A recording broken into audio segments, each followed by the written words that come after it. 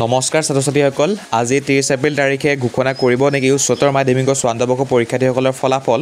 বহুতৰে মনত প্ৰশ্ন আছে তোমালোকক স্পষ্টভাৱে জনাই দিব বিচাৰিছো আজি তোমালোকৰ ফলাফল ঘোষণা কৰা নহয় কিন্তু বহুতে মোক কমেন্ট কৰি আছে পুৰণা ভিডিঅ'সমূহত যে আজি ৰিজাল্ট দিব বুলি গতিকে স্পষ্ট তোমালোকে হৈ লোৱা যে আজি তোমালোকৰ ৰিজাল্ট ঘোষণা কৰা নহয় আৰু তোমালোকে বিভিন্ন নটিফিকেশন হয়তো দেখিব কাৰণে পাইছা যে আজি দিব বুলি বা গুগলত সাৰ্চ কৰিলো আজি দিব বুলি ওলাইছে